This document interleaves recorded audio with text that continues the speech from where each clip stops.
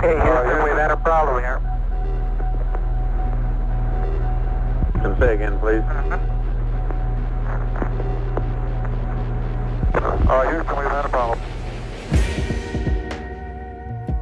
It was plagued by bad omens and bad luck from the very beginning.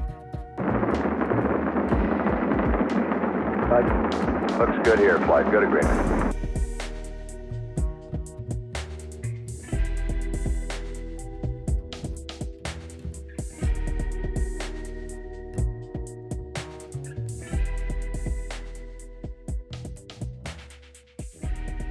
Years before the flight, when the spacecraft was being built, a damaged liquid oxygen tank was installed in the spacecraft.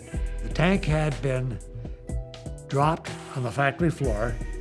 A little piece of plumbing had prevented the normal procedure for removing oxygen after a routine test prior to the flight. And then on the day before flight, we filled up the tank again with liquid oxygen, and it was a bomb waiting to go off.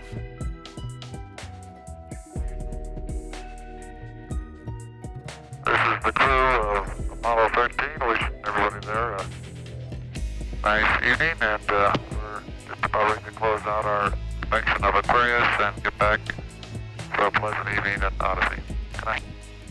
Actually, it was the end of the workday. We were fixing to go to bed after we did a few things to clean up, and the next morning go into lunar orbit and get ready to land. And then there was a large bang. When the explosion first occurred, we didn't know what happened. And that just rang through the metallic structure. Houston, we've had a problem. I was in the lunar module, and then I went down into the command module. We may have had an instrumentation problem, flight. Roger. And we had a pretty large bang associated with the caution and warning there. Started to look at the instrument panels. One of the quantity gauges of one of the tanks was 0. That was the tank that had blew. I then looked out the window and saw escaping at a high rate of speed a gaseous oxygen, because the explosion occurred on the damaged tank, but that also ruptured the second tank, just blew the entire side of the spacecraft off. My immediate feeling was just a sick feeling in the pit of my stomach of disappointment. I knew we had lost the landing. And from then on, it was not a third landing on the moon, but a survival of how to get home. Okay, I want you to double check my arithmetic to make sure we got a good course of line. Go flight. How's the arithmetic? Stand by, we're checking. At the time, it's scary as the devil, and we were handling something that we knew was out of control. And every team that came on was dealing with a major set of problems to deal with. And they just jumped to the task, and they knew what they had to do. Okay, now let's everybody keep cool. We got LEM still attached. The LEM spacecraft's good, so if we need to get back home, we got a LEM to do a good portion of it with.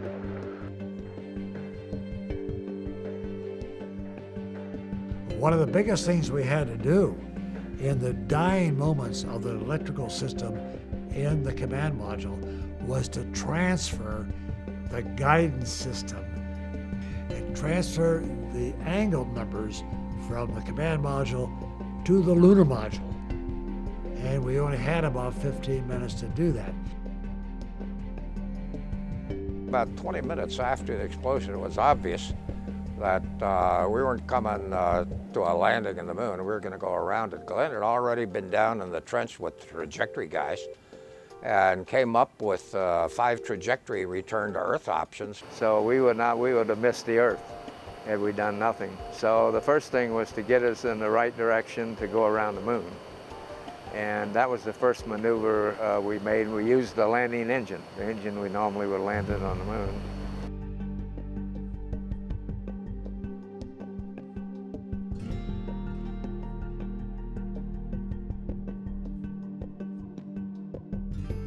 Everybody seemed to be moving in the right directions without being directed. Everybody had a sense of what had to be done. The training guys brought the simulators up over there, and the crews were over in the simulators tracking virtually everything they were doing. Every configuration change that was proposed to be done was already being worked over in the simulators there. So you started getting answers from all these various directions.